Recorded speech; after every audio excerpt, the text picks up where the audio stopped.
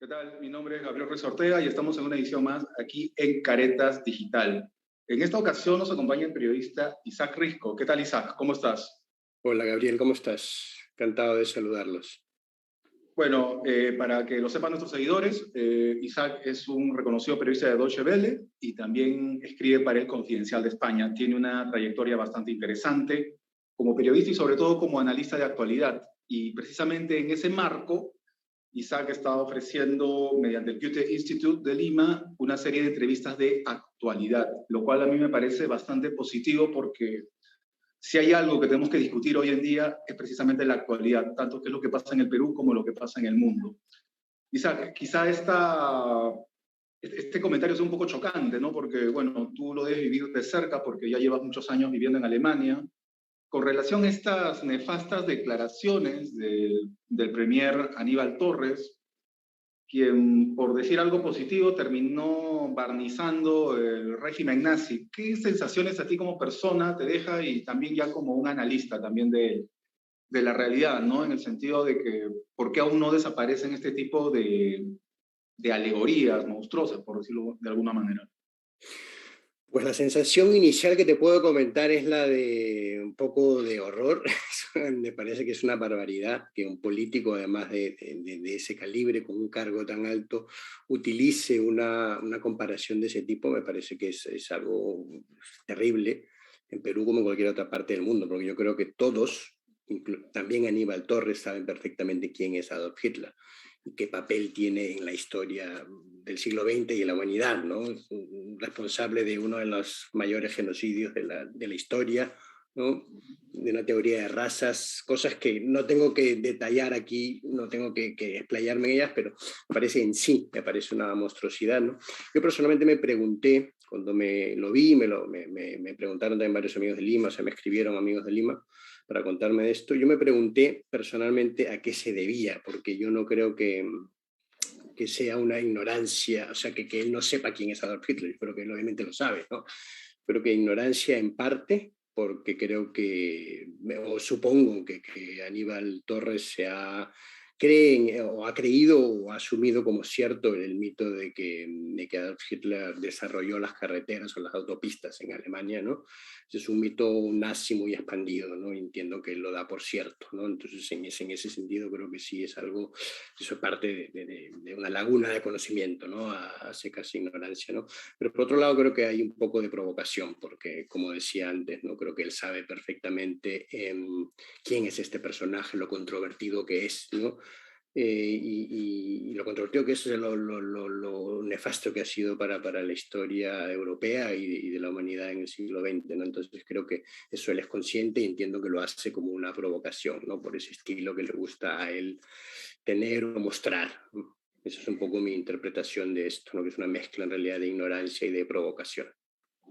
Claro, es también resulta paradójico también, extraño, de que, bueno, dentro de mi punto de vista, ¿no? Los intolerantes ahora hablan de intolerancia, ¿no? Los que son percibidos como intolerantes ahora hablan, pues, de, de que hoy en día no se respetan las cosas o te quieren cambiar, digamos, la visión de la historia. Y esto te lo digo en relación a que este mismo discurso del tema nazi también lo utiliza, por ejemplo, en Europa, Putin para justificar, digamos, la invasión a Ucrania, ¿no?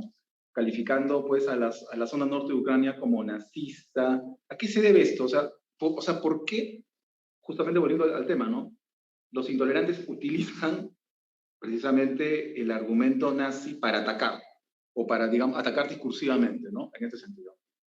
Sí, sí, creo que, o sea, es tal como lo dices tú, creo que hay una tendencia a descalificar a veces al rival político utilizando esos calificativos tremendos como eso nazi, fascista, ¿no? También del otro lado, ¿no? El comunista que está muy de moda ahora, ese fantasma comunista que en realidad no se sabe muy bien qué es, porque a todo el mundo califican de comunista, ¿no?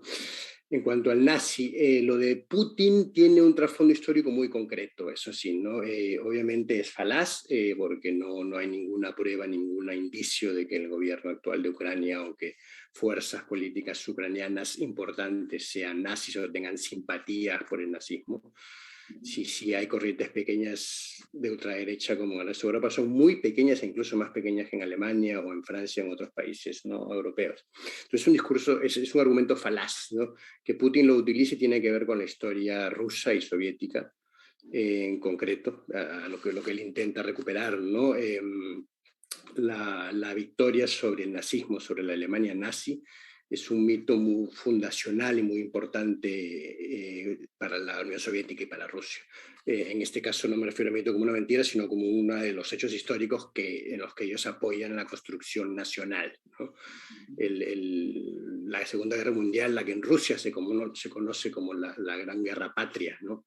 Incluso el nombre ya es distinto, la Gran Guerra Patria, y el Día de la Victoria, que es el 9 de mayo, es celebrado como tal, es una fiesta nacional en Rusia, ¿no? El 9 de mayo, un día después a propósito del Día de la Capitulación Alemana, que fue el 8. Eso tiene que ver con la fecha, simplemente que a la hora en la que se produjo la capitulación alemana ya era pasada la medianoche en Rusia, en Moscú, ¿no? Bueno, este hecho, la victoria soviética sobre los nazis, pues es un elemento importante de la identidad rusa. Y eso es a lo que está apelando Putin, al hablar de nazis en Ucrania. Está apuntando, está buscando simplemente eso, remover el nacionalismo y la identidad rusa. Y como también justificar la invasión también, ¿no? Por algún momento. Sí, obviamente, o sea, todo eso, está tejido todo eso en base a esto, ¿no? A justificar la invasión y a justificar por qué Rusia tiene que intervenir, ¿no?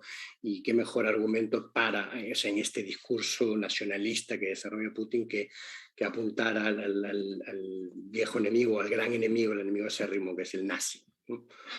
Para los rusos.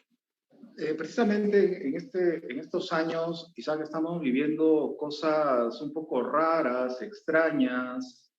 Por ejemplo, hasta hace un tiempo se hablaba, por ejemplo, de la libertad de prensa, ¿no? De la libertad de expresión, ¿ok?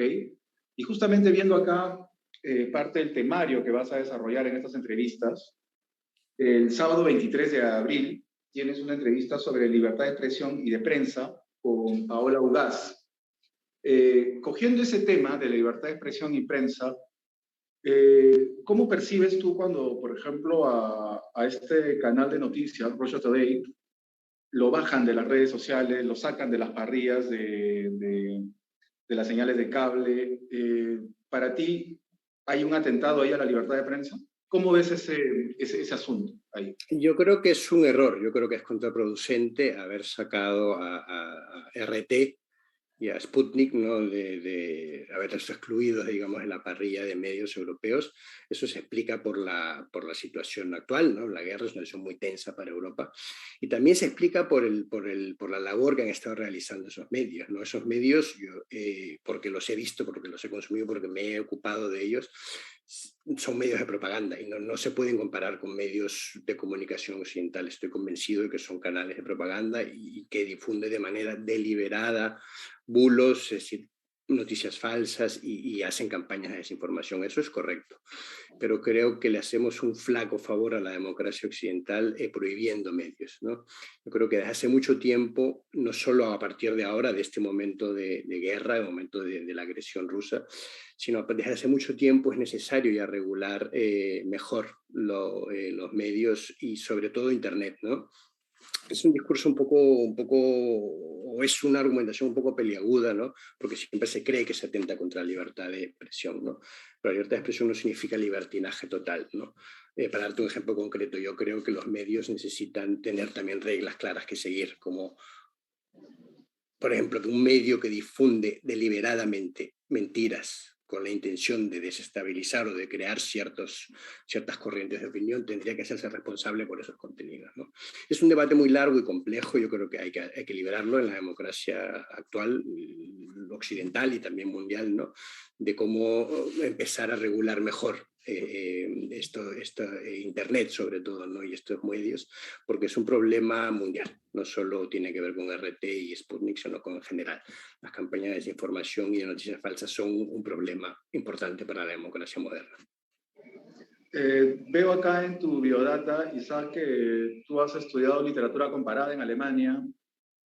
Obviamente tu ejercicio periodístico, deduzco, proviene, digamos, de una riqueza de archivo, digamos, de una riqueza bibliográfica. Y esto me lleva a hacerte una pregunta.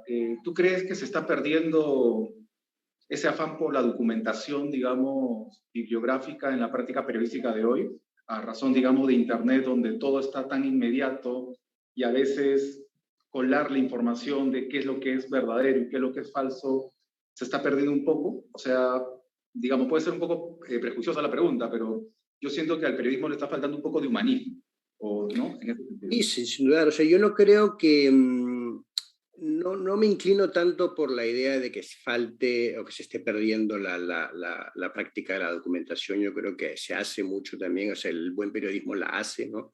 Creo que se sigue haciendo, que hay muchos medios, en Perú también y en muchos países de forma mundial que lo hacen y lo hacen bien, ¿no? Creo que lo que está ganando un poco de terreno es justamente esto de lo que hablábamos, ¿no? Las campañas para crear desinformación y también un poco la presión vinculada con Internet de la inmediatez, ¿no? Que eso fuerza también los errores, ¿no?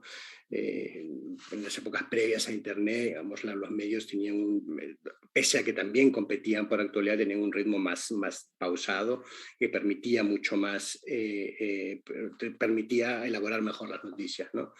Ahora la competencia por la inmediatez es realmente por la inmediatez casi literal, ¿no? Salir casi segundos después de que se produjo la información, ¿no?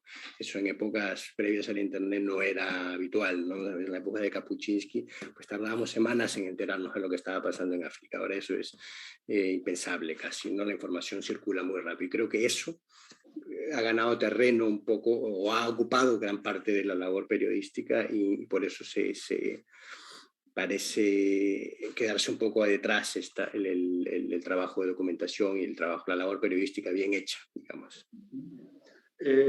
Ya que estamos hablando de Internet, Isaac, como acaba de señalar, ¿no? De que ahora nos podemos enterar qué es lo que está pasando en cualquier parte del mundo en cuestión, digamos, de segundos, en este sentido. ¿Cuál es la percepción que se tiene del Perú debido a su crisis actual, ¿no? Tanto política, social y económica? Obviamente yo no, o sea, yo no me voy a mentir, ¿no? O sea, yo no creo que todo el mundo en Europa esté hablando de la situación de Perú, pero sí, digamos, entre la gente entendida, por ejemplo, entre los periodistas mismos, o sea, o las personas informadas. ¿Cuál es la percepción que se tiene específicamente del país?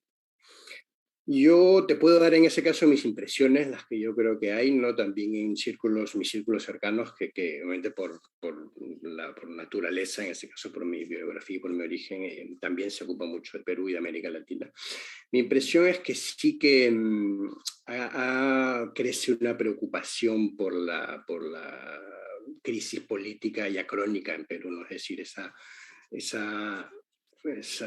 ingobernabilidad que se ha vuelto ya no solo un problema puntual, sino como una característica esencial del sistema, es decir, hay un fallo sistémico, ¿no? Y cuando yo llegué aquí muy joven y aunque viví muchos años en América Latina como corresponsal, estudié aquí, entonces viví muchos años en Alemania, yo me acuerdo de esa época, también hablo de mi percepción, también de España, porque viví en España, mi percepción era que el Perú se veía, digamos, hace una década, en los años 2000, comienzos en la década pasada, como un país que estaba consiguiendo un desarrollo económico paulatino, digamos, en ese sentido, como un buen estabilidad económica y estaba siguiendo un camino de desarrollo económico paulatino que parecía que iba a llegar en algún momento a buen puerto. Ahora creo que esa percepción ha cambiado, sí, ahora creo que Perú, si podemos decirlo así, es como un foco de preocupación, ¿no? Por esto de lo que hablábamos, ¿no? Por el deterioro de las instituciones, yo diría incluso con el colapso de ya varias instituciones y la crisis política crónica, que para mí es un fallo sistémico, ¿no? Y dentro de tus análisis, de tus lucubraciones, eh, todos los periodistas, ¿no? Que seguimos de cerca lo que está pasando ahora en el Perú, tenemos, digamos, opciones de salida, ¿no? Para ti, ¿cuál es la opción de salida? ¿La vacancia, la renuncia? ¿Qué es lo más sano desde la distancia para el Perú? Yo creo que la vacancia no es sana, porque la vacancia es, de hecho ya hemos visto en este periodo desde que empezó, digamos, desde la elección de Pedro Pablo Kuczynski, ¿no? Ya vemos cómo se ha normalizado un instrumento que en realidad debe ser y está previsto como un instrumento de emergencia, ¿no? Cuando pasa algo muy grave, eso, ¿no? La incapacidad física está clara, es un accidente, ¿no? Y la incapacidad moral esa tan difusa es también una emergencia. Un presidente que ya no puede actuar, ¿no? Y se ha convertido en un asunto normal, ¿no? Básicamente un mecanismo casi ya que se utiliza con una normalidad un poco pasmosa. Y eso es parte de la crisis institucional, eso ha contribuido al deterioro institucional. Por eso yo no creo que sea una salida a la vacancia, ¿no? Dar simplemente continuidad a eso y acentuar la sensación de que aquí se puede sacar a un presidente de un día para otro porque no te gusta su programa político, ¿no?